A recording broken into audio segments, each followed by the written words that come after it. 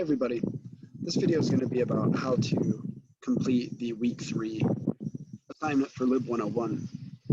So in this journal assignment, you're asked to do 2 things. So sometimes students get confused and they only do one of the 2 things. So the first thing is do both things. One is create, right here, a 1-page imaginary resume for Socrates, listing at least 10 humanities-based skills. All right.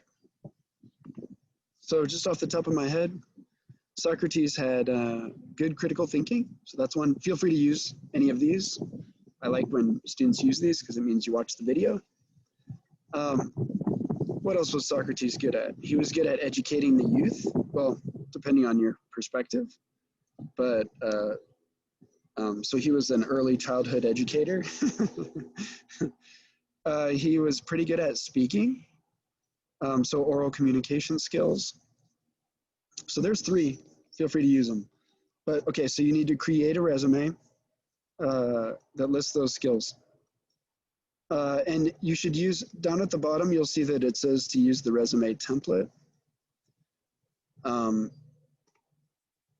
And so if you click on the resume template and then you just open up the document, then you can use it. Okay, so here is the template.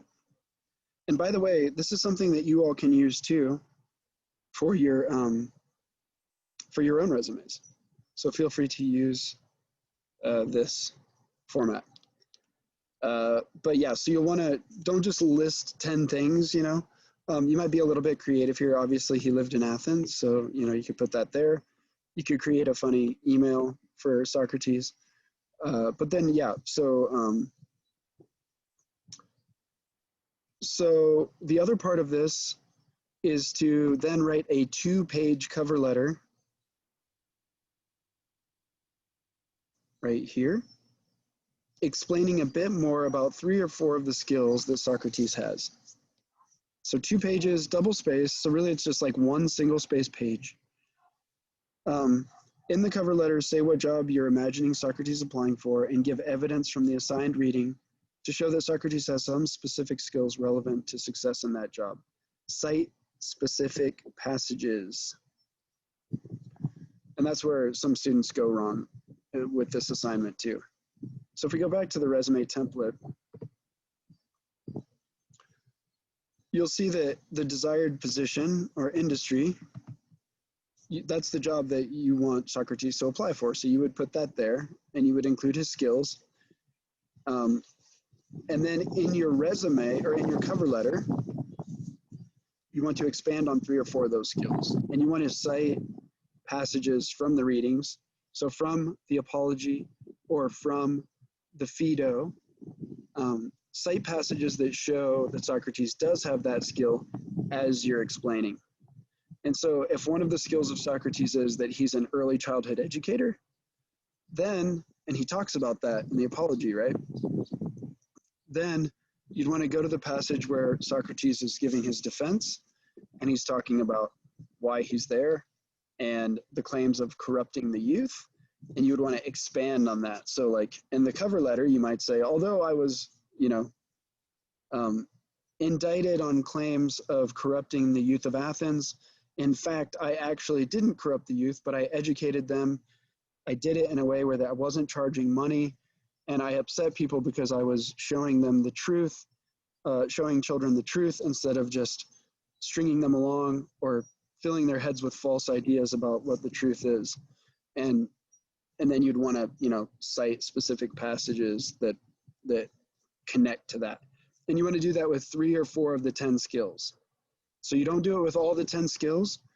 You do it with 3 or 4 of the most important skills. And this is important for all of you as you write your cover letters for potential jobs. You definitely want to focus on explaining the 3 or 4 things that that you do best or that had the most impact, you know. So students sometimes will say, well, you know, I haven't really written a cover letter or a resume, like what should I focus on?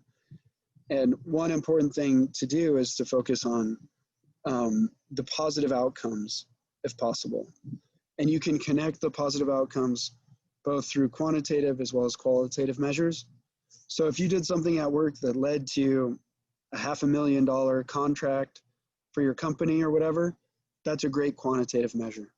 If you decreased the amount of time it takes, or that people were on hold by 36 seconds, which amounted to a 38% decrease in the hold times for your call center, that's a great quantitative measure to include. So those are the quantitative measures. And then qualitative measures are things that require a little bit more explanation, or that, that maybe you don't have a number to attach to. And so, you know, maybe you enacted a policy at work where you recognize people on their birthdays, and it seemed like it really helped the morale in the office. That would be kind of a qualitative thing. Unless you took a survey and you were like, did you enjoy the birthday party? Rate on 1 to 5. But then that destroys the whole reason for doing it, right? And therein lies the problem with people who always want numbers attached to everything. Let's destroy the spirit of the age by attaching a number to whether Candace enjoyed her birthday party and what level it was. Was it a 3.8 or a 4.2? Give me a break. Okay, so I'll stop ranting, but 2 things here. Resume, they have the template there. Use the template. 10 skills of Socrates. I've given you 3 or 4. And then 2-page cover letter or 1-page single-spaced, where you explain in more detail 3 or 4 of the major, most important skills that Socrates has, and you also support it with quotes. If you don't use the quotes, you're gonna miss some points there. Or if you only write about 1 or 2 things, you're gonna miss a few points there. So unless you really just blow my socks off with 1 or 2 things. But also remember that one important note, if you've made it this far, probably should have said it at the beginning, you should not just take a resume or cover letter for you, for your own life, and then try to make it look like it's Socrates. So if you've recently written a cover letter, I mean, it's fine to have Socrates apply for a job that you've applied to, and it's fine to revise a cover letter, but you shouldn't just take your resume and post, or your cover letter and post it, and then say like, change the name from your name to Socrates, and then say, and not have anything connected to it. So by the way, there's a cover letter out there somewhere that students use all the time for this assignment, and they use it everywhere. So when you get the Turnitin report, it's like, I think the last time I looked, it was like 47 connections to different schools, 47 different schools where this cover letter had been used. So don't use that cover letter. If you snag a cover letter off of the internet and use it, it's plagiarism. And if you plagiarize, you'll get a 0. I'll let you rewrite, but just don't do that. Write your own letter. Just, it's 1 page, single-spaced. Write your own letter. Write it from the perspective of Socrates. Be creative. Don't feel limited. I mean, if you wanted to have Socrates apply for the presidency of the United States, you could, although that's not a job you really apply for per se. So be as creative as you want, and have fun with it. Don't use somebody else's cover letter that's boring and also been used by 1,800 different students at 570 different schools, because then you're not learning and you're not getting anything out of it. All right, I hope you found this video helpful, and I look forward to seeing those resumes and cover letters. I always enjoy grading this assignment because students are usually pretty creative, and it keeps the grading pretty light and fun.